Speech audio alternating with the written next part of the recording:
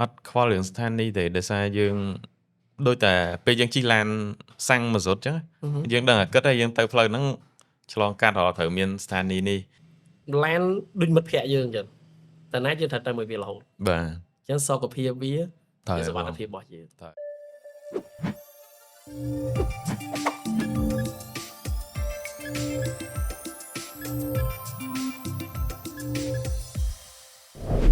បាទសូមគោរពនឹងជំរាបសួរបងប្អូនគ្នាស្វាគមន៍សាជាថ្មីមកកាន់កម្មវិធី Auto Podcast របស់ Camboto ហើយដូចសពរាល់ដងអញ្ចឹងគឺយើងនឹងមានអ្នកដែលគាត់មានបទពិសោធន៍លើការប្រើប្រាស់រថយន្តជាច្រើនជម្រើសដែរ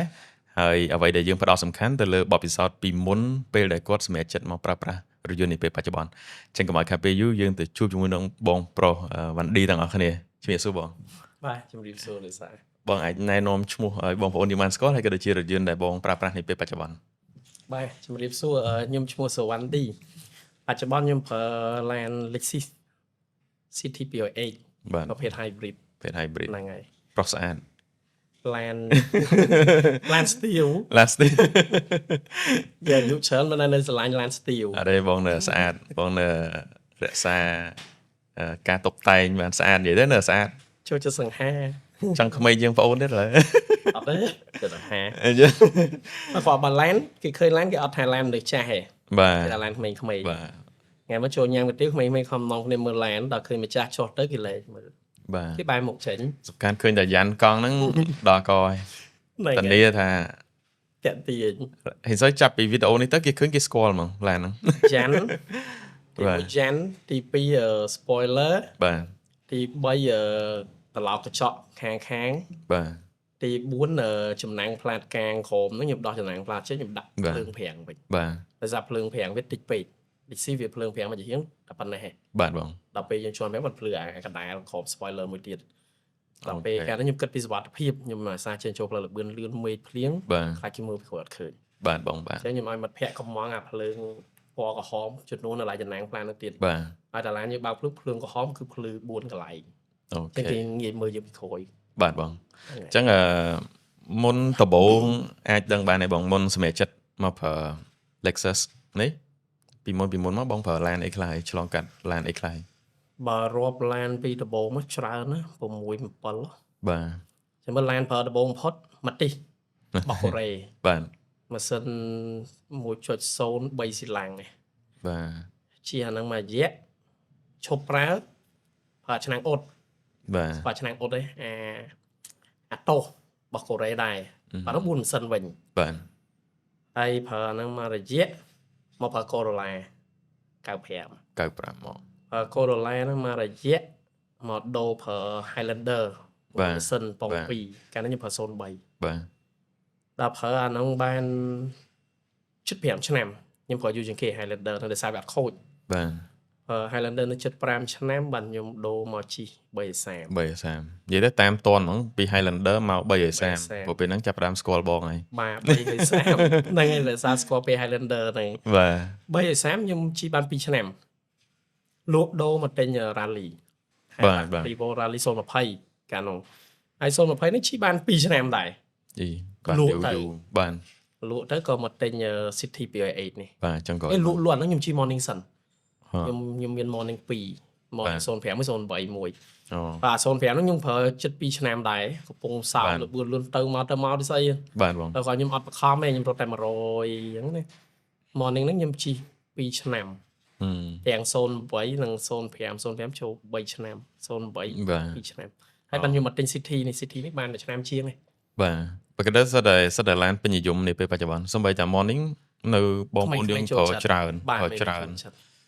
Morning វាល្អតែវាយើងជិះក្នុងក្រុងស្រួលចតបាទតែទូស្រួលចំណតប៉ុន្តែបើថាស៊ីសាំងក៏វា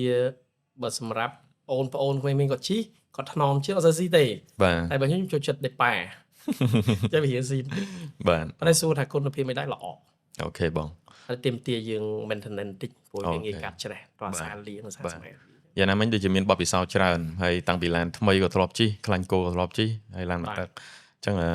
ចាប់អារម្មណ៍ជាងគេអាចថា330អញ្ចឹងហ៎បងពេលប្រើ330បើសម្រាប់បងធ្លាប់ជួបគុណវិបត្តិហើយនិងគុណសម្បត្តិអីខ្លះ330កាលហ្នឹងខ្ញុំប្រើ05ប៉ុង1បាទ គុណសម្បត្តិវាគឺយើងនិយាយពីសុវត្ថិភាពនិយាយពីផាសុខភាពល្អវា comfort បាទ សិនតិចពូកស្បែកតិចគ្រឿងខោបូមអីវាទន់ស្រួលខ្ញុំស្រឡាញ់ជាងគេគឺសន្ទុះម៉ាស៊ីន បាទ ខ្ញុំជិះ Highlander យើងថា Highlander ខ្លាំងណាមកជិះ330ស្ទុះជាង Highlander ទៀតវាត្រូវចិត្តយើង បាទ ខ្ញុំជិះ330 2ឆ្នាំហ្នឹង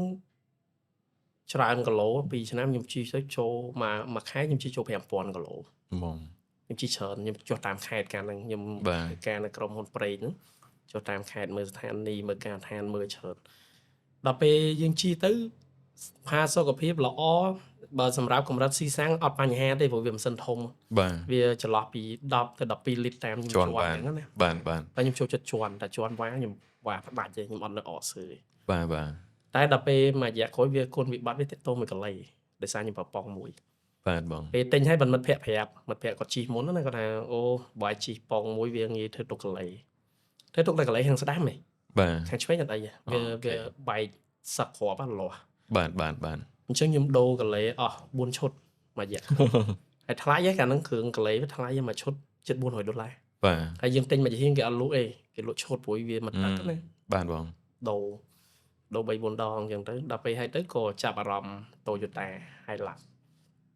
ចាប់អារម្មណ៍ដំបូងហ្នឹងមិនមែនចិត្តចង់ហ្មងទេកូន បាទ ខែចូលឆ្នាំគេឃើញជិះអ្នកជិះ Highland Pick Up ហ្នឹងដឹកកូនលេងទឹកលេងអីទៅក៏ចិត្តទីទៅ អូខេ ហើយកាលហ្នឹងយើងមានលទ្ធភាពដែរទៅ បាទបង ក៏បដូរ ប្រាច់សុំសួរបន្តិចបងកាល330ហ្នឹងគ្រឿងបន្លាស់ដែលបងផ្លាស់ប្ដូរឲ្យអស់លុយច្រើនជាងគេគឺកន្លែងហ្នឹងឬក៏អីអូ ហ្នឹងហើយជាងគាត់ recommend គាត់ថាបើយើងជិះតែក្នុងក្រុងគេគាត់ហៅថា city អញ្ចឹងគាត់ថាប្រើប៉ុងមួយទៅវាសំចៃ អូខេ តែបើជិះច្រើនដូចខ្ញុំគាត់ថាអត់គួរប្រើប៉ុងមួយគួរប្រើប៉ុងពីរ បាទ បានវាមាំប៉ុន្តែយើងមិនដឹងកាលហ្នឹងខ្ញុំអត់បានធ្វើ research ដែរតាក់ទងអាប៉ុងមួយប៉ុងពីររបស់330 បាទ ទិញយកជិះបដ ாய் កាលហ្នឹងទិញបញ្ញាប់ជិះ បាទណាមួយទំហំអីក៏ បាទ ទំហំវាធំតលីអីបាទ លឿនខ្លាំងបូមអីវាអត់អាឡែកនិយាយទៅឡានហ្នឹងខ្ញុំជិះ2ឆ្នាំហ្នឹងខូចតែកន្លែងហ្នឹងមួយទេ បាទ បើបញ្ហាផ្សេងៗអត់មានបញ្ហាទេម៉ាស៊ីនត្រជាក់ boozy ប៊ិចអីអត់ទេ បាទ ប៉ុន្តែខ្ញុំខុសគេមួយតែខ្ញុំទិញឡានថ្មីមកហើយគឺខ្ញុំដូរស្បែកប្រាំងថ្មីដូរសម្បកថ្មីយ៉ាន់ថ្មី បាទ ខ្ញុំអត់ប្រើយ៉ាន់ស៊ីណូខ្ញុំចូលចិត្តលេង បាទ ហើយខ្ញុំដាក់គុជខ្ញុំដូរគុជថ្មីដូរអីចឹងទៅខ្ញុំលេងជាគៀងក្រោយ stop ក្រោយខ្ញុំលេងអាឆ្នោតដូចអសអល បាទ និយាយទៅឡានខ្ញុំចេញមកប្លែកគេអត់សិតដូចគេ ហ្នឹងហើយ បើអ្នកស្គាល់ទៅដល់ឃើញឯឡានហ្នឹងស្គាល់ឃើញឡានស្គាល់ម្ចាស់ បាទចតទៅណាប្រហែលអត់បានទេគេចាំ បាទគេថត ហ្នឹងហើយ បើគេថត មានមកភ័ក្រធ្លាប់ថតដែរកា Highlander កាលនោះចតញ៉ាំកាទៀវដល់ពេលនៅចិត្តកាទៀវហ្នឹងគេមានដាក់ផ្លាកផ្ទះសំណាក់តែគេថតឲ្យគេបាញ់ ងាយចំណាំ បាទបង សួរបីតំបន់នេះក៏ស្រួលចំណាំដែរនិយាយទៅឡានដែលខ្ញុំទិញមកខ្ញុំតុបតែងអត់សិតដូចគេទេ បាទបង ដូច rally ហ្នឹងក៏ច្រើនដែរ អូខេ rally ហ្នឹងខ្ញុំអត់មានធ្វើឲ្យច្រើនខ្ញុំដូរតែសបកធំបន្តិចដាក់ spacer បន្តិចដាក់កាងខុសគេទៅអត់មានណាប្រើទេអាកាងមិនបន្តិចដូចគ្នាហ្នឹងគេប្រើប៉ុន្តែគេប្រើកាងថោក បាទ ថ្លៃធូរថ្លៃ បាទ តែអត់មាំទេតែខ្ញុំដាក់ហ្នឹងថ្លៃតែមាំ បាទ មាំហើយធ្ងន់ណា បាទ កាងហ្នឹងទម្ងន់វាជិត60គីឡូ បាទកាលហ្នឹងប្រើ330សុកមិនបានសម្រាប់ចិត្តមកប្រើ rally វិញបង ដោយសារកាលនេះចុះខេតច្រើននោះហើយ330ចាប់ដើមធ្វើទុកកលេហ្នឹងដល់ពេលទៅចង់សាកឡានខ្លាញ់គោទៅ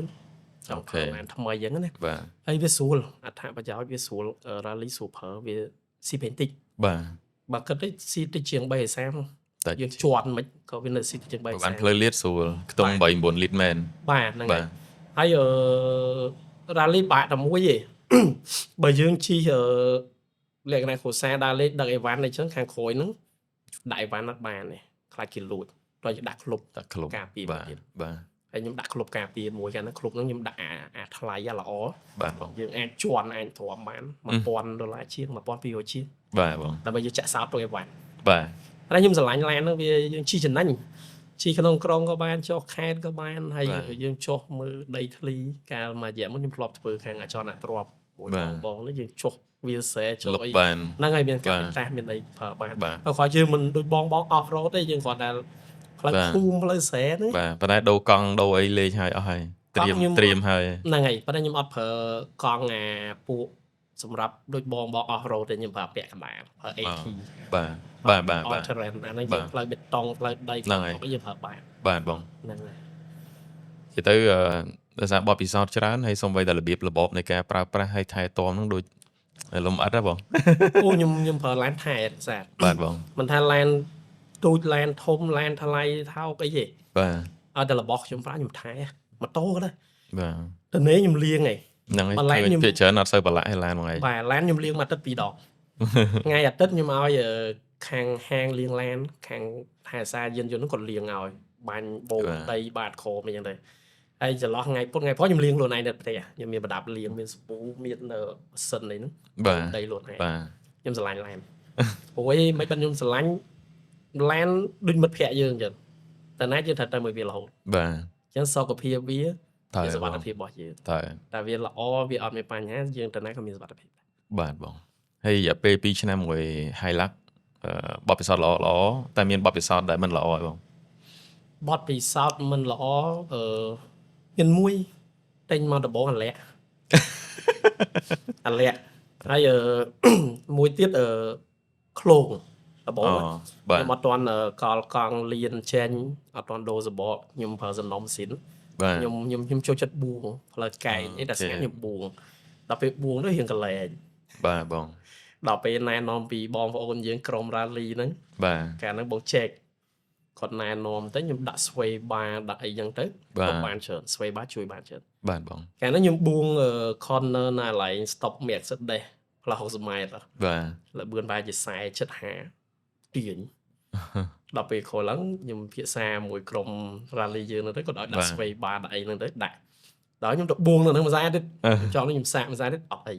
បាទបង គុណវិបត្តិវាតែមួយអាលាក់កាលហ្នឹង អាលាក់ ហើយនេះអាហ្នឹងវាយើងមិនថាគុណវិបត្តិវាដោយសារកម្លាំងម៉ាស៊ីនមកពីចឹងណាខ្ញុំធ្លាប់ជិះ330វា240 HP បាទ ដល់មកជិះ rally 177 HP វាអត់ត្រូវចិត្តយើងទេ បាទ ជាន់វាប្រឹងវាងាងអាហ្នឹងក៏បងចេកអ្នកណែនាំដែរ race chip rest chip ទៀត បាទខ្ញុំដាក់ race chip ខ្ញុំដូរ air performance KNN បាទ ដូរអាហ្នឹងដល់ហើយវាស្ទុះមែន បាទ វារៀងត្រូវចិត្តយើងមិនដែរគ្រាន់តែថាវាមិនទាន់ដល់អ្វីដែលយើងចង់បាន បាទធម្មតាមកស៊ុនវាត្រូវការក្តៅ សាំងបាទវាត្រូវការ ក្តៅសិន ប៉ុន្តែបើរត់ឆ្ងាយស្រួលមែន ស្រួល ជាន់ដល់ពេលចាប់ផ្ដើម100 120យើងជាន់ឡើង បាទបងបាទ តែបើយើងយកសន្ទុះដូចឡាន សាំង ខាត់ទេ បាទ តែយើងចិត្តធ្ងន់បន្តិច បាទ ហ្នឹងហើយ តែកាលហ្នឹងបើអញមុនសម្រាប់ចិត្តទិញ rally មានធ្លាប់ពិចារណា model អីផ្សេង មាន ព្រោះពេលហ្នឹងក៏មានឡាន pick up ផ្សេងៗដែរ មាន បាទ មុនយក rally ខ្ញុំចង់សាក brand ថ្មីមួយ Volkswagen អូ Amarok បាទ ដល់ពេលសាកអីហើយទៅវាអានេះយើងនិយាយត្រង់ណា បាទ គាត់ចេញមកដំបង Amarok ដំបងវាអត់សិតទំនើបវាអត់សិតស្រឡាញ់គ្រឿងខ្នង បាទ តែបើប្រព័ន្ធប្រាំង suspension វាគាត់ បាទ ហើយបន្តមកខ្ញុំទៅសាក Ford 020ហ្នឹងក៏គេអត់សល់លាក់ដែរ បាទ គេមាន sensor មានអីដែរ និយាយទៅបើគិតទៅមួយឡានមួយលាក់ជាងគេ rally ហ្នឹងហើយ rally បាទ ប៉ុន្តែមិនបើខ្ញុំស្រឡាញ់ rally ស្រឡាញ់សិន បាទ សិន Toyota ម៉ាស៊ីនឲ្យដឹកបាន បាទម៉ាស៊ីន Toyota តាំងជំនាន់មុនគិតមើលវាអត់ងាយខូចទេណា បាទបង គ្រាន់តែវារៀងលាក់គ្រឿងខមវាផ្ដោតទៅលើដឹក បាទ តែបើខ្ញុំដឹកដូចខែចូលឆ្នាំដឹកក្មួយជិះលេងអីហ្នឹងវាសឹប បាទ ចាំផ្លូវទូលក្នុងបរិយមកយើងបាច់នេះឲ្យកលុកមកបាច់បលែង បាទ ទៅ បាទ ហើយខ្ញុំជិះឡើងខ្ញុំចូលចិត្តវិភាគទៅលើការប្រើប្រាស់របស់វាទៅលើ performance មិនថាម៉ាស៊ីនមិនថាគ្រឿងក្រមឯឡានដែលខ្ញុំប្រើខ្ញុំត្រូវតែប្រើបានគ្រប់ស្ថានភាព បាទ ខ្ញុំអត់អាចឡានដូចលិចស៊ីរាល់ថ្ងៃខ្ញុំជិះបានតែផ្លូវអាឡូងខ្ញុំដូរចេញស្គាល់អត់ទេខ្ញុំត្រូវខ្វេះខ្វៀលវាខ្លះផ្លូវដីកលុកមកអីអាផ្លូវគេទៅធ្វើដូចកលាក់តិចផ្លូវដីហ្នឹងក៏ខ្ញុំត្រូវតែរត់បាន68ដែរ បាទ ហ្នឹងបាទខ្ញុំពេញចិត្តឡើង អូខេបង ដូច City នេះខ្ញុំជិះថ្មីនេះខ្ញុំទៅតែទៅមេមត់ខ្ញុំរត់តាមផ្លូវជាតិលេខ8ផ្លូវគេពងធ្វើ បាទ អញ្ចឹងវាមានបាយខំតិចចឹងទៅគ្រូហើយហ្នឹងខ្ញុំរត់បាន6 7ឡើងខ្លះខ្ញុំជាន់18 បាទ ដោយសារឡានខ្ញុំធ្វើការផ្លាស់ប្ដូររបស់ខ្លះចឹងណា អូខេបង ពេលទៅឡានទៀបប៉ុន្តែអត់អាចមើលងាយឡានខ្ញុំ ស្ពណ៌មែនទេហ្នឹងហើយបងអាចរត់បាន ខ្ញុំរត់បាន បាទបងបាទ ហើយខ្ញុំរត់ឡានខ្ញុំអត់ស្ទាក់ស្ទើរទេ បាទ ត្រូវវ៉ាបានខ្ញុំវ៉ាខ្ញុំអត់វ៉ាកន្លោះណាទៅរួចខ្ញុំទៅ បាទបង អត់ឲ្យបកគ្រោះថ្នាក់ដល់អ្នក ធ្វើដំណើរមួយយើង បាទបងបើបងឯងនឹកឃើញតាំងពី reflector នៅខាងក្រោយអីដាក់សិតឲ្យគេមើលឃើញអញ្ចឹងសុវត្ថិភាពបាទឧទាហរណ៍មានបញ្ហាអាសន្ននៅខាងមុខមុនខ្ញុំប្រាំងខ្ញុំមើលក្រោយសិនបាទមានឧបសគ្គមានអ្នកនៅខាងក្រោយយើងអត់ចឹងគូប្រាំងក្នុងកម្រិតមួយហ្នឹងបាទបងបាទយើងប្រយ័ត្នអញ្ចឹង rally ពេលហ្នឹងបើគិតទៅបងលក់ខាតមែនសួរខាតបើយើងគិតថាខាតថ្លៃឡានកាលហ្នឹងមិនមែនទេ 20000 អូកែតាំងខាតតាំងគ្រឿងលេងតើអត់បងបើតាំងគ្រឿង20000បន្តិចអូបើខាតតឡានហ្មងជិត20000បាទតែបើខាតយើងតបតែងគ្រឿងអីហ្នឹងវា20000ជាងបន្តិចតួចបាទប៉ុន្តែគ្រាន់តែថាខ្ញុំអត់ទៅឈឺចាប់អីមួយការខាតចំណេញហ្នឹងទេបាទព្រោះរសារឃើញទេតាំងស្គាល់ខ្ញុំដាក់ជីឡានពណ៌ត្រូវប៉ាន់តែខ្ញុំជីពណ៌បែកជារហូតបាទបងគឺស្រឡាញ់ទៅលើគុណសម្បត្តិរបស់វាអញ្ចឹងទៅបាទប្រយោជន៍របស់វាលក្ខខណ្ឌប្រើប្រាស់បាទលក្ខខណ្ឌប្រើប្រាស់បើពណ៌ខ្ញុំអត់សូវខ្វល់បាទពីចឹងខ្ញុំស្រឡាញ់ខ្មៅហើយឡានខ្ញុំជីពណ៌អសមាន2ឯ morning ដោយសារ morning អាឡានតិចតួចហ្នឹងគេចូលចិត្តមក shoot អញ្ចឹងខ្ញុំទិញស2នោះអូខេបងបើគេខ្ញុំដាក់ជីឡានសហ៎បាទអត់សូវស្រឡាញ់ហ្នឹងហើយបងបាក់ថែឥឡូវក៏បាក់ថែដែរយើងស្រឡាញ់ឥឡូវ pick up មកធ្លាប់ជិះឥឡូវមកបដូរមកជិះ morning មកជិះ morning ហ្នឹងដេប៉ាបានវាម៉ាស៊ីនវាតាមម៉ាស៊ីនវាតាម 900cc បាទដេប៉ាស្ទុះប៉ុន្តែបើវារត់ចូលដល់លឿន100ជាងហើយយើងជន់ឡើងវារៀងប្រាំងបន្តិចបាទចឹងវាម៉ាស៊ីនទូចបាទអា morning ខ្ញុំកែតែខ្ញុំអត់ប្រើ air ស៊ីនទេខ្ញុំប្រើ air intake air បាទបងហើយគ្រាន់តែខ្ញុំអត់ដាក់ដល់ KNN ដូចអា rally ឯងព្រោះខ្លាចចឹងខ្ញុំប្រើ air របស់ថៃអាហ្នឹងរបស់ថៃ intake air ហ្នឹងតែខ្ញុំអត់ប្រើกระดาษណាខ្ញុំប្រើសំណាញ់លុយវិញអូជន់ធូរបាទវាជំនួយបានច្រើននិយាយទៅក្រុមបងគឺភាសាគ្នាតែរឿងដូរហ្នឹងហ្មងគ្រឿងចង់ដាក់អានេះដាក់អានោះ morning ដូរយ៉ាន់ខ្ញុំប្រើយ៉ាន់ពង5 10ទាធំបាទហើយដូរ air ហ្នឹងហើយពេញម៉ាស៊ីនខ្ញុំប្រើពេញម៉ាស៊ីនល្អ morning ហ្នឹងខ្ញុំប្រើបាទច្រើនដាច់បាទបងពេលយើងដល់គីឡូនៅខេត្តចាំលើក្រោយខ្ញុំសាក Petronas ម្ដងចាំមើលចង់សាកលិចស៊ីនេះចង់សាក Petronas បាទបងដាក់530ម្ដងអូថ្ងៃនេះខ្ញុំប្រើ sale បាទដូរពេញ 2-3 មុខវាអត់ត្រូវវាបាត់អូខេបងជីបាត់ដល់ពេលខ្ញុំដាក់ sale 530អត់បាត់ទេជីតដល់គីឡូបាទបងបាទហើយធម្មតាអា hybrid គេបាត់ពេញអានេះខ្ញុំជីច្រើនណាមួយថ្ងៃការខ្ញុំនៅកំពង់ឆ្នាំងនេះខ្ញុំទៅមកមួយថ្ងៃ100គីឡូជាងបាទខ្ញុំជី 3-4 ថ្ងៃជាប់គ្នាពេលខ្លះទៅអូខេបងប៉ុន្តែដាក់បាត់ពេញបាទវាចាំសាក់ទៅទុតណាស់ម្ដងបាទបងហើយស្រឡាញ់វាមិនsale វាជន់ស្ទុះបាទជន់ស្ទុះដូចចំនួនខ្ញុំប្រើ rally អាហ្នឹងខ្ញុំ observe នឹងបច្ចេកវិទ្យាថ្មីព្រោះប្រេងម៉ាស៊ីនគេចំនួនថ្មីប្រេងម៉ាស៊ីនទៅប្រើបានទាំងម៉ាស៊ីនទាំងសាំងបាទដល់យើងឲ្យ line យើងថ្មីដែរខ្ញុំអត់ហ៊ានប្រើប្រេង flip ដែរខ្ញុំប្រើ service ក្រុមហ៊ុនបាទដូរទៅក្រុមហ៊ុនរហូតអញ្ចឹងណាហើយណាមួយខ្លាចដាច់ធានាផងអូធានានោះអត់ខ្វល់ហ្នឹងហ៊ានឡើងនឹងដាច់ធានាអស់ហើយអ្នកខ្លះគាត់គិតថាហ្នឹងហើយតើបើឲ្យលេងច្រើនពេលដែលមុននឹងទិញហ្នឹងខ្ញុំភាសាមួយតារារដ្ឋគាត់អ្នករៀបចំឯកសារការខ្ញុំទិញហ្នឹងមួយក្រុមការងារគាត់កូនចៅគាត់ណាខ្ញុំសួរគាត់តារារដ្ឋអាហ្នឹងធានាអីខ្លះគាត់ឲ្យមូលមកលីសហើយដល់ពេលមកលីសហ្នឹងខ្ញុំគិតហើយយើងទិញឡានយើងត្រូវ modify បាទដាច់ប្រព័ន្ធគ្រឿងក្រោមចុះយើងដូរសបកកលឡើងបាទបិទស្គតដាច់ថ្នាំតភ្លើងខ្ញុំប្រើភ្លើង LED វែងហ្នឹងដាច់ប្រព័ន្ធភ្លើងប៉ុន្តែនេះមានគុណវិបត្តិមួយមានបញ្ហាមួយកាលហ្នឹងប៉ុន្តែខាង Toyota ក៏ដោះស្រាយយើងតាន់ពេលបាទម៉ាស៊ីនត្រជាក់អា compressor ហ្នឹងមិនដឹងវាមិនវាលាន់ក្លាច់ពេលវាផ្ដាច់បាទបងដល់ទៅខ្ញុំយកទៅឲ្យ Toyota ទៅគាត់ដោះដូរឲ្យថ្មីទៅអូខេបានទៀតបាទអូខេបងចង់សួរច្រើនតិចតើតើនឹងតែពិតអត់ទាន់ដល់ឡានប្រើបច្ចុប្បន្នទេណាឥឡូវចង់សួររឿង morning នេះ morning មានគុណវិបត្តិគុណសម្បត្តិអីខ្លះហើយពេលដែលបងប្រើវាគ្រឿងអីដែលបងធ្លាប់ផ្លាស់ប្ដូរអស់លុយច្រើន morning ខ្ញុំជិះ2ឆ្នាំនិយាយទៅ2ឡានហ្នឹងអត់ដាច់ខូចទេអាសាវាបាទអា morning ខ្ញុំជិះ2ឆ្នាំចុងក្រោយនេះគឺពងសោផ្លូវលឿនណាតែមកឡើងក្មេងៗអ្នកគាត់អ្នកគិតលុយហ្នឹងគាត់ចំណាំបាទគាត់ថាផ្លូវហ្នឹងឃើញឡានទូចឃើញឡានបងឯងចេញចូលញឹកចុះអាទិត្យខ្លះខ្ញុំចេញចូល2ដងទៅមកចឹងខ្ញុំធ្វើការនៅក្នុងប្រចាំនៅក្នុង បាទ ហើយអត់ដែរខូចទេអត់ដែរធ្វើទុកអី morning បាទ ស្រួលនិយាយ ចឹងមិនថាដល់ពេលអញ្ចឹងវាតាក់ទងនឹងអ្នកប្រើ បាទទី1អ្នកប្រើទី2អ្នកប្រើមុនគាត់ថាដែរពីកូរ៉េមកអញ្ចឹងណាព្រោះ LAN ខ្ញុំជិះមកខ្ញុំជិះតែ LAN មួយដែលខ្ញុំទិញផ្លាកលេខមកទឹកពីមិត្តភ័ក្ដិ Corolla នោះ បាទ បើកែវនេះខ្ញុំទិញกระดาษពុនហ្នឹងអស់ បាទ ព្រោះខ្ញុំធ្លាប់មើល LAN មកទឹកស្រុកខ្មែរយើងផ្លាកលេខអញ្ចឹងវាអត់ថៃចិត្ត បាទ តែខ្ញុំធ្លាប់ជិះស្អាតទៅដល់ពេលទៅមើលមកទឹកទៅណាមួយពួកគាត់ចេះបងអ្នកប្រើប្រាស់នៅស្រុកយើងប៉ុន្តែឥឡូវហ្នឹងក៏មានការយល់ដឹងច្រើនហើយដូចថាគេកំណត់ថាអូខេ3ខែត្រូវដូរឬក៏ត្រូវតែមកឆែកឬក៏អីចឹងណាទោះបីមិនបានដូរប៉ុន្តែត្រូវតែឆែកតែបើដូរវាល្អសម្រាប់អាយុកាលនៃការប្រើប្រាស់តែពួកគាត់អត់ទេតែជីបានបន្តិចអញ្ចឹងជួនកាលហួសដល់5ខែ6ខែអញ្ចឹងវាធ្វើឲ្យអត់បានឆែក សិននេះអ្នកខ្លះក៏អត់ដឹងទេគាត់ថា LAN ក៏អត់សូវជិះចឹងពេលហ្នឹងគាត់ទុក បាទ ដល់គីឡូបណ្ដោតែមើលពេលម៉ាស៊ីនបើតាមបបពិសោធន៍ខ្ញុំឮគេមាន delay របស់គេពេលដែលយើងបើកចាក់ចូលម៉ាស៊ីនរត់បានម្ដង2ដងហើយ delay មិនឲ្យលើពី3ខែទៅ6ខែហ្នឹងទេដូរចោលហើយប៉ុន្តែខ្លះក៏អត់ដឹងទេបងប្អូនយើងមួយចំនួនតែឥឡូវគាត់ដឹងច្រើនដោយសារមានខាង media ខាងខាងអីចឹងទៅគាត់បាទឥឡូវគាត់រៀងស្វែងយល់បានច្រើន ខាង supply ប្រេង ហើយតាមពិត គាត់ណែនាំ បើ3ខែយើងទៅបណ្ឌិតទៅមិនថាអីយើងបានឆែកមើលជើងក្រោមផងបានមើលក្លុកក្លាក់អញ្ចឹងទៅហ្នឹងបាទសុវត្ថិភាពនិយាយទៅបាទខ្ញុំជិះ LAN ខ្ញុំផ្ដោតទៅលើសុវត្ថិភាពសំខាន់បាទបងឲ្យតែជិះទៅលន់ខុសប្រក្រតីខ្ញុំចូលឆែកដែរព្រោះ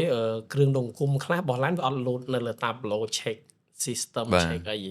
តែជិះទៅលឺខុសប្រក្រតីឬក៏ LAN យើងរៀងឃ្លោងបានតែបញ្ហាកស៊ូគ្រឿងខោបណាមួយមានបញ្ហាជិះចូលជាងបាទហើយខ្ញុំទៅទូទៅខ្ញុំអត់សូវជួសជុលទេដូរជាងគាត់ថាដែរគាត់ថាបាយដូរអស់លុយច្រើនមិនអីយើងជិះច្រើនបាទចឹងយកទៅកាត់ដូរបាទយើងបើយើងគិតប្រៀបធៀបតម្លៃវិញឧទាហរណ៍យើងដូរសបកចុះសបកមកទឹកយើងថាមកគ្រាប់អាឡានធំនេះយើងថាមកគ្រាប់80រៀលអីចឹងណាមកទឹកតែបើយើងដូរថ្មីមកគ្រាប់100ជាង700យើងដូរ4គ្រាប់ថាអស់800ចុះអញ្ចឹងយើងថាគិតថាច្រើនហ្នឹងមែនទេ800ហ្នឹងបាទតែបើយើងគិតថាវាហានិភ័យដែលកើតឡើងពីសបកផ្ទុះធ្វើឡានយើងមានបញ្ហាគ្រោះថ្នាក់ចរាចរណ៍ណាមួយឡានតម្លៃឡានយើង100,000បាទនិយាយប្រៀបធៀបទៅ800នេះវាស្មើ1%នៃតម្លៃឡានបាទនឹងករណីខូចឡាន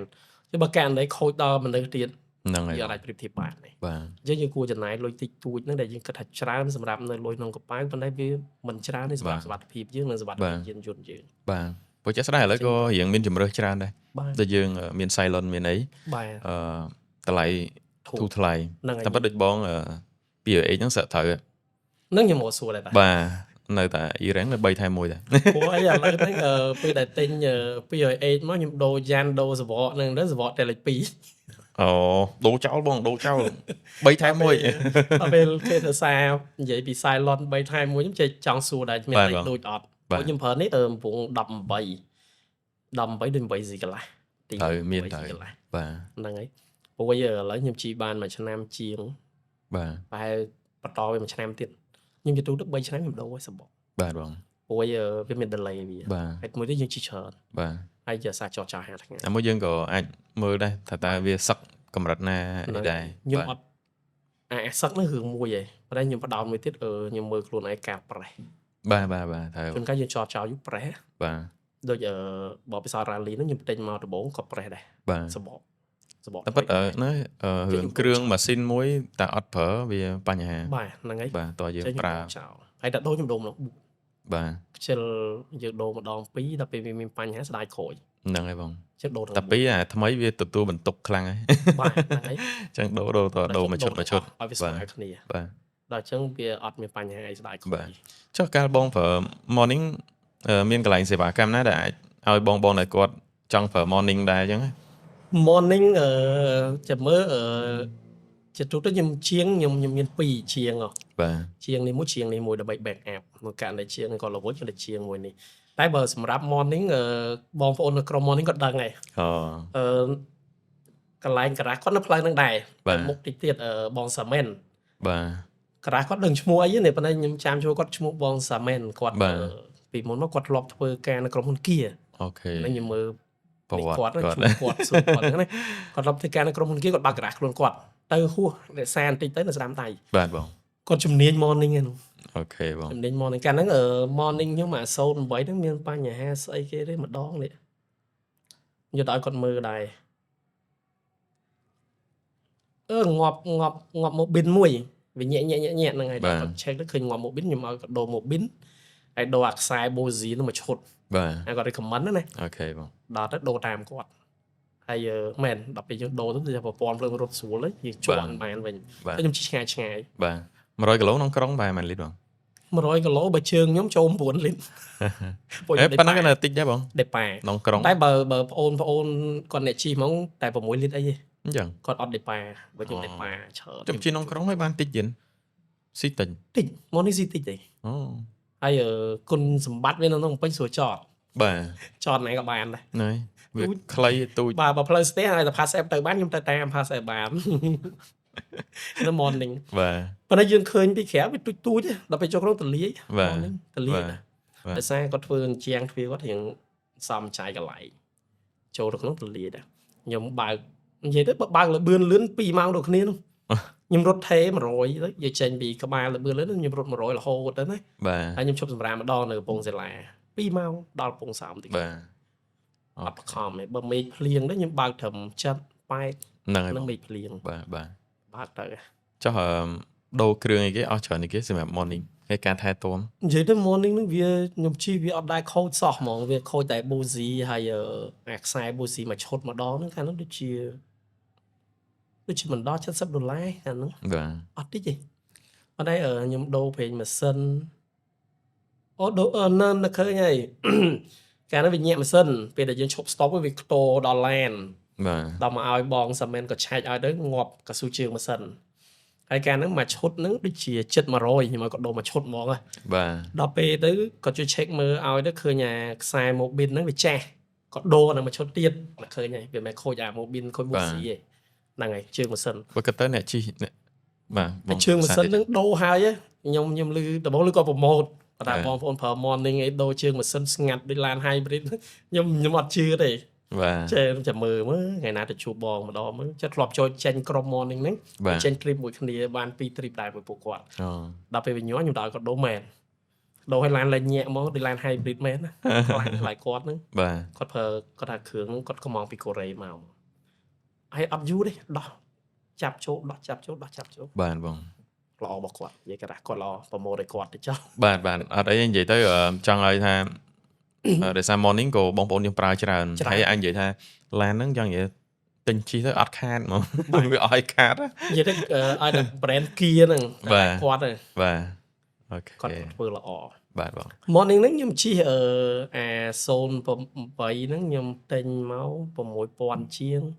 យើងដូរ gen ដូរសបកដាក់គួច បិទស្គុតកញ្ចក់ខ្ញុំបិទថ្លៃខ្ញុំបិទអា700 បាទ ឡើងអ្នកបិទថាជុំបាយជិះមកនេះបិទថ្លៃ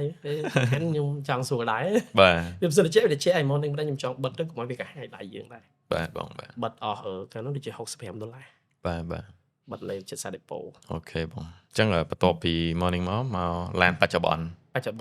បាទ City បាទ 208 មិនដែរបងបបពិសោធន៍ បើយើងគិតថាពីការជិះវាសមចៃចំនួនជិះ330ជិះ Highlander យើងចាក់សាំង សហត់ វាម៉ាស៊ីនធំ បាទ ដល់មកជិះអានេះវា hybrid ពេលខ្លះជិះចង់ផ្លេចចាក់សាំងវាស៊ីតិច អូខេបង គុណសម្បត្តិវាគឺស៊ីតិច បាទបងធ្លាប់ notice ថាជិះក្នុងក្រុងបែរជាប្រហែលលីត្រមើលទៅ អូខ្ញុំអត់ដែរគិតលីត្រទេប៉ុន្តែ តែវាតិចពេកហ៎ មកពីអាទិត្យអីបាទខ្ញុំចាក់ម្ដងជិះក្នុងក្រុងអញ្ចឹង បាទ ពីអាទិត្យចាក់ម្ដងទៅវា$20ជាង បាទនេះឆ្នាំណាបង 02 02 បើខ្ញុំជិះទៅធ្វើការនៅកំពង់ឆ្នាំងនេះខ្ញុំចុចកុងទ័រសាកណាពីផ្ទះខ្ញុំទៅដល់កន្លែងធ្វើការវា62 63គីឡូទៅមកហ្នឹងខ្ញុំសាកខ្ញុំចាក់ពេញពីផ្ទះពីល្ងាចចាក់ពេញឲ្យហើយខ្ញុំជិះទៅដល់ហើយធ្វើការខ្ញុំជិះបកមកវិញហើយពេលទៅអត់ស្ទះមកវិញស្ទះខ្ញុំជិះតាម Eon 2ហ្នឹង បាទ ស្ទះអញ្ចឹងដល់ពេលទៅដល់ផ្ទះវិញខ្ញុំចាក់នៅការ៉ាសាំង total ខូចផ្ទះហ្នឹងឲ្យគាត់ថែមមកពេញវិញ$5 អូស៊ីតិចហ៎ 100បើយើងគិតទៅ120គីឡូអានេះយើងគិតស្ទះទៀតពី បាទ ស្ទះចាប់ផ្ដើមពី Eon 2ហ្នឹងតាមផ្លូវហានដូចទៅដល់ផ្ទះខ្ញុំហ្នឹងស្ទះយូរដែរ បាទ $5 តែខ្ញុំស្រឡាញ់ទេតាស្រឡាញ់ brand ហើយស្រឡាញ់ភាពប៉និតរបស់វាបាទប៉ុន្តែអានេះខ្ញុំឡើងសេរីខ្ញុំដូរកាងមកមិត្តភ័ក្ដិគាត់ម្ចាស់ការ៉ាសហ្នឹងគាត់អ្នកតបតែងឲ្យបើតាមមុខវាស៊ីនមកស្អាតទេបាទមុខនេះដូចជាមុខ022គាត់ប្រាប់ឡានហ្នឹងគូតស្អាតឡាននេះប៉ុន្តែនៅខ្ញុំនៅចង់ដូរ stop ក្រោយកាងក្រោយទៀតឲ្យវាត្រូវគ្នាទាំងមុខទាំងក្រោយណាបាទបងប៉ុន្តែនៅបើសួរគាត់ទៅកំងអីវ៉ាន់ហ្នឹងប្រហែល1000ជាងទៀតបាទ stop ក្រោយមួយឈុតព្រោះបើយើងដូរ stop ក្រោយដូរអាស្អីគេកដាលហ្នឹងទៀតហើយដូរកាងទៀតបាទដូចជិត1000ថ្ងៃហ្នឹងគាត់ប្រាប់ខ្ញុំមួយសាគងសំលុយដូរអាហ្នឹងទៀតអូខេបាទឲ្យត្រូវគ្នាទាំងអស់ហើយទិញ license បាទឡើងឈៀកចុះកាលហ្នឹងមិនបានសុកមកចង់ជិះ Lexi វិញបងកាលហ្នឹងចេះតែឡានហ្នឹងឡាន steel មែន steel ហ្នឹងហើយនិយាយទៅបើយើងនិយាយពីពួក hybrid ដូចគ្នាវាមាន Camry វាមាន Proof វាមានអីចឹងណាបាទប៉ុន្តែ Proof មានមិត្តភ័ក្ដិប្រើហើយថ្ងៃយើងធ្លាប់ប្រើហើយមួយពួកគាត់ហ្នឹងប្អូនក៏ប្រើហើយ Proof 010 12ហ្នឹងបាទដល់ពេលហ្នឹងខ្ញុំគិតថាតម្លៃវាហាក់ប្រហែលគ្នាអញ្ចឹងចង់ប្លែកបាទទិញ Lexi នឹងជីទៅហើយពេលជំនាន់ខ្ញុំទិញដំបូងដូចអត់សូវមានអ្នកជីប៉ុន្មានដែរដល់ពេលខ្ញុំជីមកដូចអ្នកជីច្រើនបាទហើយឃើញមានក្រុម City ដែរអូខេបងហ្នឹងហើយតែការទិញតម្លៃមែនបងការខ្ញុំទិញហ្នឹង20ស្ដើងដោយសារម្ចាស់ការ៉ាសស្គាល់គ្នាទៅគាត់ discount ឲ្យយើងបាទបងបាទហើយបាក់ហូបគ្រឿងលេងអូតទឹកបាក់រតទឹកខ្ញុំរនៅខ្មែរយើងសួរអ្នកគាត់អ្នកតបតែភាគច្រើនអត់មានទេដល់កំងបាទដល់ពេលទៅខ្ញុំបាននិមលក្រុម rally យើងហ្នឹងគាត់កំងអីវ៉ាន់ទៅគាត់ជួយកំងឲ្យឈប់ខូចហ្នឹងខូចអេកុំថាគាត់ចឹងគាត់លេកំងអីវ៉ាន់ឲ្យនឹងបាននិមលគាត់ជួយកំងឲ្យគាត់យកតម្លៃតែ$20ជាងទេបានប្រើដល់លើហ្នឹងបាទបងដល់ពេលត្រឡប់កញ្ចក់ហ្នឹងខ្ញុំពេលដែលខ្ញុំតបតែឡើងខ្ញុំចូលចិត្តមើល Google មើល model ពី Google លេងមិនសមឡានប្រភេទហ្នឹងបាទគឺត្រឡប់កញ្ចក់មានស្នែងដើររកកំងអាហ្នឹងទៅចូលក្រុម group CT នៅក្នុង Facebook ហ្នឹងឃើញអូនមួយហ្នឹងគាត់អ្នកលក់កំងគាត់មកឈុតមក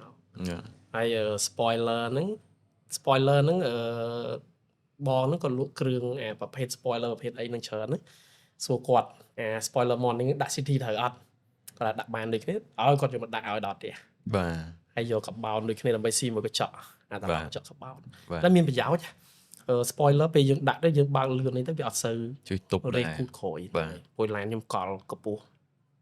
តែពីធ្នាប់វាទីពេកដល់ពេលកន្លែងធ្វើការមានទូលវាទៅពេលដែលខ្ញុំជិះតបអត់ទាន់កល120 130ខ្ញុំសាកដល់140ចង់វាព្រួយនេះអត់អីទេហ្នឹងដល់ពេលខ្ញុំកលឡើងពេលដែលខ្ញុំសាកភាសាទៀតពេល130ទៅរៀងស្រាលចកោតបាទតែដល់ពេលយើងដាក់ត្រឡោកទៅជាតិនោះជួយច្រើនបាទគុណសម្បត្តិណាបាទបងខ្ញុំគិតថាដាក់ទៅស្អាតទេប៉ុន្តែដល់ពេលយើងដាក់ទៅវាមានគុណសម្បត្តិដូចតែលំហុកខ្យល់ហ្នឹងកាត់តាមត្រឡោកកញ្ចក់ទៅជាតិវាហ្នឹងបាទបងឡាននេះមានលំនឹងអូខេកាលនោះខ្ញុំបើលំបៀនលឿនហ្នឹងលបឿន100ហើយខ្ញុំអោនយកទឹកញ៉ាំដល់អោនយកទឹកចកោតយើងទាញដល់ពេលយកទាញវិញឡានកលែង2ដងប៉ុណ្ណឹងដល់ពេលដែលខ្ញុំដាក់ទៅជាតិហ្នឹងហើយខ្ញុំចង់ដល់ខ្ញុំកលែងសាកមើលទប់ខ្យល់បាទគុណវិបត្តិពីត្រឡោកទៅជាតិហ្នឹងអញ្ចឹងបងប្អូនដែលប្រើ City ហ្នឹងអាចពិចារណាប្រើត្រឡោកទៅជាតិដូចខ្ញុំនឹងបានអូខេគុណសម្បត្តិវាជួយទប់លំនឹងឡានបាទគុណវិបត្តិវាថ្លង់ពីមុនរត់កញ្ចក់ស៊ីនហ្នឹងអត់លឺសូរខ្យល់នៅចិត្តតិចយើងហ្នឹងឯងបាទពេលដែរហ្នឹងវារៀងលឺខ្យល់តិចប៉ុន្តែទប់លំនឹងបាទកលែងចកោតអីវារៀងធ្ងន់ជាងមុនរហូតមកដល់ឥឡូវប្រើបានប៉ុន្មានឆ្នាំបងមួយឆ្នាំ3-4 ខែមួយឆ្នាំ4 ខែព្រោះឡាននេះខ្ញុំទិញខែ10ឆ្នាំទៅបាទមិនដឹងមិនយីអូនដូរឡើងតែខែ7ខែ10ខែ7ខែ10ប៉ុន្មានឡើយណាបាទបើមិនខែ7ទេខែ8ខែ9ហ្នឹងខ្ញុំទៅមើលអា record កាតគ្រីដែលយើងទុកហ្នឹងខ្ញុំថតទុកថតឡានផ្លាក់លេខហ្នឹងទុកបាទប៉ុន្តែមិនដែរបងប្រើវាទៅឆ្លាញ់វាចំណុចណាខ្លះហើយទីមួយស៊ីសាំងតិចទី2ពេលដែលយើងរត់លឿនណាបាទវាហឹបអត់លឺសូរខ្យល់ចូលក្នុងទេ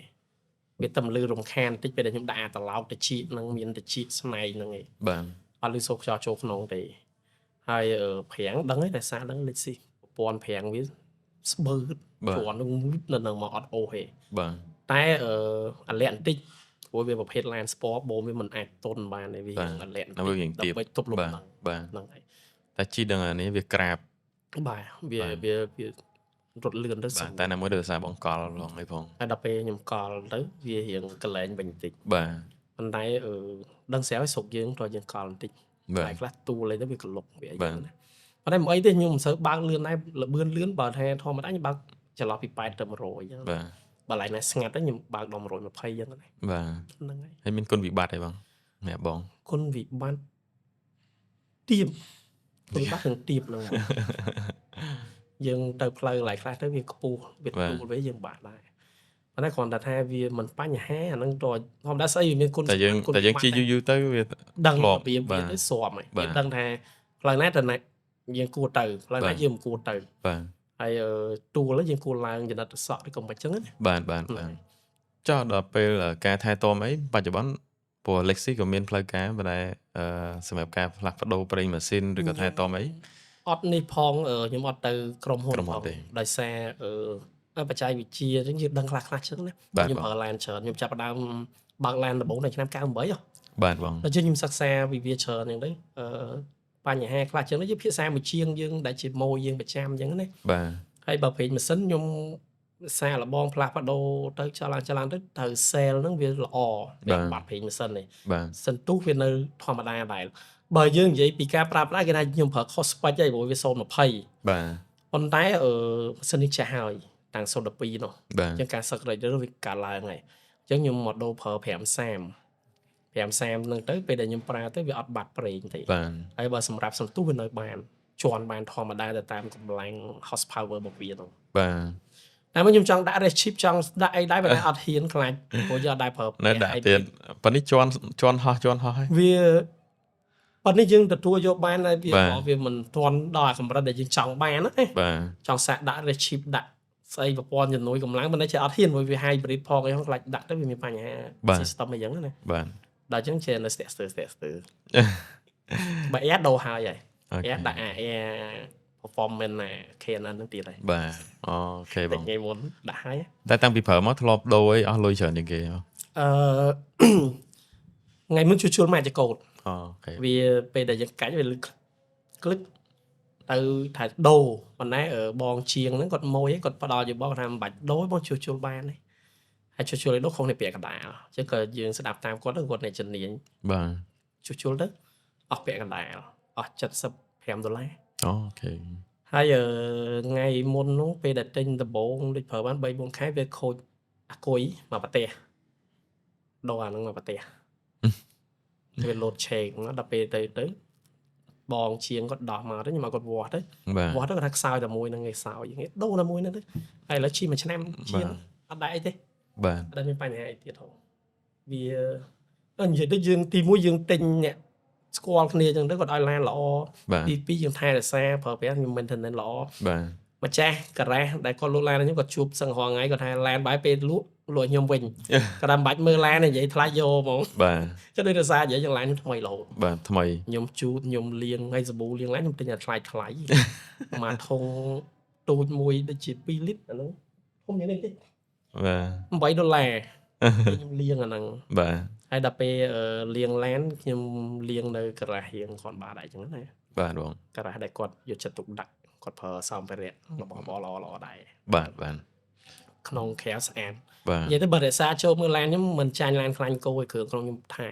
បាទអូយឡានខាងក្រៅបាញ់ថ្នាំវាស្រួលជួសជុលណាតែបើគ្រឿងជ័រខាងក្នុងបាក់ជួសជុលបើដូចបើយាយសាមដូចអីយើងបកតាប្លូបិទថ្មីបានអានេះអត់បកអត់បានខ្ញុំថែខ្ញុំមានថ្នាំការពារវាឲ្យសារគុណភាពជោគបាទស្បែកថែទាំងអស់ហ្មងបងបាទតែជីឡានខ្ញុំក៏សិនក៏ថែសភ័ណភាពឡានក៏ថែជីជាមួយក៏ខ្ញុំថែមួយតែឡានយើងមានសុវត្ថិភាពអ្នកជីយើងមួយយើងសុវត្ថិភាពដែរបាទបងអូខេអញ្ចឹង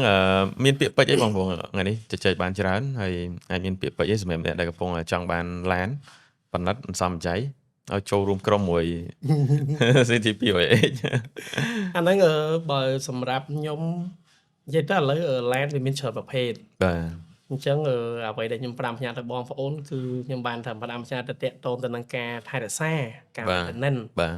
ព ពេលដែលបងប្អូនជិះឡានអញ្ចឹងបងប្អូនត្រូវដឹងពីប្រវត្តិឡានពីបច្ចេកទេសរបស់ឡានបាទការប្រើប្រាស់វាមិនត្រូវប្រើប្រាស់ឧបករណ៍សម្ភារៈអីទីហោដូចជាប្រព័ន្ធទឹកស្អំប្រព័ន្ធប្រេងម៉ាស៊ីនប្រេងប្រាំងអញ្ចឹងណាបាទអានោះបងប្អូនត្រូវបដោតថែសារវាមើលវាមែនទែនបណ្ឌិតវារៀងរាល់ចេញដំណើរខ្ញុំចេញដំណើរផ្លូវឆ្ងាយគឺខ្ញុំបណ្ឌិតមុនចេញដំណើរបាទបងប្រេងប្រាំងប្រេងចកូតប៉ុន្តែឡានលិចស៊ីនេះគេប្រើចកូតភ្លើងមានប្រេងចកូតទៀតយើងមួយខ្លួនមួយយើងមើលប្រេងប្រាំងមើលទឹកស្អំមើលប្រេងម៉ាស៊ីនអីចឹងទៅ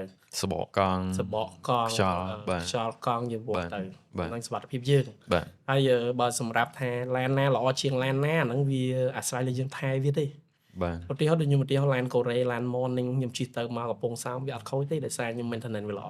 ពេលម៉ាស៊ីនខ្ញុំប្រើថ្លៃពេលបោកភ្លើងខ្ញុំប្រើថ្លៃសបកខ្ញុំប្រើសបកកូរ៉េគេប្រើសបកចិននេះអ្នកខ្លះគ្នាប្រើតាមកម្រិតគាត់រត់ទៅក្នុងក្រុងបាទគេក៏ប្រើសបករបស់ចិននេះបានដែរបាទបើខ្ញុំរត់ឆ្ងាយខ្ញុំប្រើសបករបស់កូរ៉េបាទខ្ញុំប្រើអូបាទអត់អីទេបងប្អូនយើងអាចមកប្រើ Cylon ព្រោះ Cylon មានរោងចក្រនៅខ្មែរនិយាយទៅតាមពិតសបកខ្លះវាអត់មានលេខបាទបើ Cylon ក៏មានលេខគ្រប់លេខល្អដូចជាមានឥឡូវហ្នឹងមានបងប្អូនដែលប្រើ Gear ចង់សួរបងនេះដែរហ្នឹងហ្នឹងហើយអត់ដែលយើងមានគ្រប់លេខបាទអញ្ចឹងបើសម្រាប់រថយន្តអាហ្នឹងបងប្អូនស្រឡាញ់មួយណាបាទកញ្ចប់ថវិកាយើងទៅដល់កម្រិតមួយណាបាទអញ្ចឹងហើយមួយទៀតគួរតែសិក្សាមួយតាក់ទងទៅនឹងវាសមស្របទៅតាមការប្រើប្រាស់របស់យើងអត់បាទឧទាហរណ៍យើងបើកកសិដ្ឋានយើងទៅប្រើឡានស្ពតមិនត្រូវឃើញទេយើងមានការឋានជួសជុលឡានមានយានដ្ឋានជួសជុលឡានយើងទៅប្រើឡានស្ពតដឹកគ្រឿងបន្លាស់ដោះដូរអតិថិជនមិនកើតទេអញ្ចឹងបងប្អូនប្រើប្រាស់ទៅតាមតម្រូវការ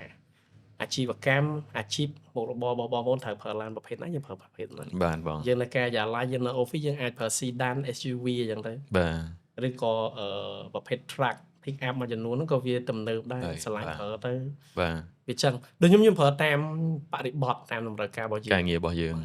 ដូចចំនួនខ្ញុំចុះខេតច្រើនខ្ញុំប្រើម៉ាស៊ីនធំបាទ Highlander Lexus ចឹងទៅ Rally ចឹងទៅបាទដល់ពេលមួយរយៈក្រោយខ្ញុំការងារនៅតែក្នុង office ខ្ញុំអត់ចុះសាយចុះអីទេខ្ញុំប្រើពួកម៉ាស៊ីនទូចសំចៃវិញទូចបាទតែវារៀង CC ដែរឡានហ្នឹងបាទតាក់ទាញបាទអូខេបងមើលទៅឡានមួយស្រាប់មានបទពិសោធន៍ល្អច្រើនដោយសារការថែទាំអីដូចបងបានមានប្រសាសន៍ចឹងហើយបច្ចុប្បន្នហ្មងបើសិនជាបងដូរឡានតើបងនឹងអាចទៅផ្លាស់ប្ដូរប្រើឡានប្រភេទអីប្រើចំហេះដដែលឬក៏លោតដល់ប្រើអគ្គិសនីឬហើយឡានប្រភេទអីដែលបងស្រឡាញ់ចូលចិត្តបើនិយាយថាឡានស្រឡាញ់ក្នុងចិត្តណាបាទខ្ញុំធ្លាប់ប្រើច្រើនមកស្រឡាញ់ Lexus មិនបានស្រឡាញ់ Lexus ទិញមកយើងមិនបាច់កែកុនអីច្រើនទេយ៉ាងច្រើនយើងថែមគ្រឿងលេងមួយចំនួននេះដើម្បីមើលសោភ័ណភាពខាងក្រៅណា Lexus ទិញមកជីបដោយទាំងបូមទាំងកម្លាំងម៉ាស៊ីនទាំងអីហ្នឹងបាទតែបើបច្ចុប្បន្នចេះតែអង្គុយមើលសម័យប្រភេទឡាននេះរក្សាប្រភេទ EV តែដោយសារស្រុកយើង station charger station យើងនៅមានកំណត់អញ្ចឹងណាបាទប៉ុន្តែខ្ញុំធ្លាប់ជិះEV ហ្នឹងឡានក្រុមហ៊ុនទិញឲ្យជិះនេះដែលខ្ញុំជិះនៅក្រុមហ៊ុនរាល់ថ្ងៃហ្នឹងប៉ុន្តែខ្ញុំជិះមិនមែនជាឡានផ្ទាល់ខ្លួនយើងទេឡានក្រុមហ៊ុនណាបាទវាល្អមួយវាអត់មានសម្លេងរំខានហ្នឹងហើយបងស្ងាត់ជ្រាបបងស្ងាត់ជាន់បានដូចគ្នាប៉ុន្តែខ្ញុំអត់បង្ហាញ brand អីទេប៉ុន្តែវាជា EV ឡានប្រភេទឡានថ្មីបាទហើយមួយទៀតខ្ញុំមានក្តីបារម្ភវិញតាក់ទងអាឆាចនោះបាទពេលដែលឆាចនៅក្រុមហ៊ុនវាសន្ទុះនៃការឆាចវាយឺតបាទគ្រាប់ពេញបើយើងឆាចនៅក្រៅវាឆាប់ពេញប៉ុន្តែយើងចំណាយពេលអស់លុយច្រើនជាងបាទវានៅតែអស់ទៅជាងសាំងបើយើងបាទแล้วក៏យើងចំណាយពេលចាំតែជាក់ស្ដែងខ្ញុំគិតថាបញ្ហានេះណាប្រហែលជា